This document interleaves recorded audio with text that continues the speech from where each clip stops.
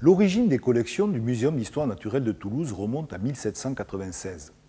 À cette époque-là, Philippe Picot de la Pérouse, un très grand naturaliste, va déposer un herbier, des minéraux et des fossiles qu'il a collectés au cours de sa carrière. Par la suite, les collections n'ont cessé de s'enrichir. Elles sont le fruit de dons qui ont été faits par des curieux, des voyageurs, des naturalistes, des missionnaires, des militaires, qui ont ramené des contrées de la planète qu'ils ont fréquentées, des objets qu'ils ont ensuite offerts à leur ville d'origine. Aujourd'hui, les collections du muséum comportent 2,5 millions d'objets. Mais bien sûr, ce patrimoine continue de s'enrichir, car un musée qui ne s'enrichit pas, c'est un musée qui meurt progressivement. Alors pour s'enrichir, comment faire? Eh bien, il y a plusieurs solutions.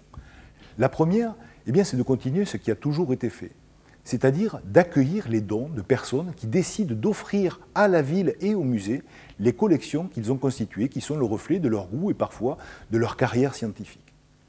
Une autre manière, c'est aussi bien évidemment de se fournir sur le marché.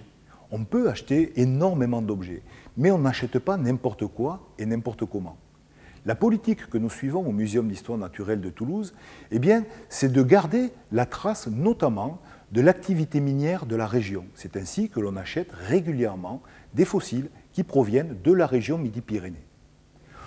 On achète également des objets qui témoignent de l'évolution des cultures. C'est ainsi que nous avons pu notamment acquérir une très belle collection d'objets d'ethnographie d'oasis de l'ouest de l'Égypte, des tenues traditionnelles des cultures nomades qui sont aujourd'hui en train de se sédentariser.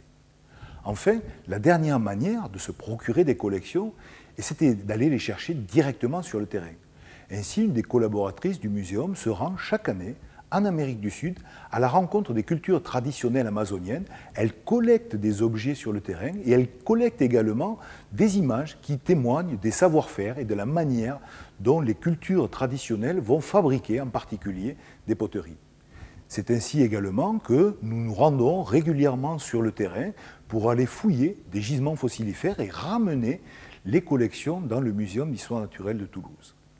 Bien sûr, tout cela, c'est le rôle d'un musée. Un musée, bien sûr, ça conserve ce qui a été collecté au fil des années, au fil des siècles, et nous devons de le gérer parfaitement pour le transmettre aux générations futures. Mais un musée se doit également d'être le témoin de son époque. Et c'est en collectant ces objets qui seront transmis aux générations futures que nous créons ce qui constituera le patrimoine de demain.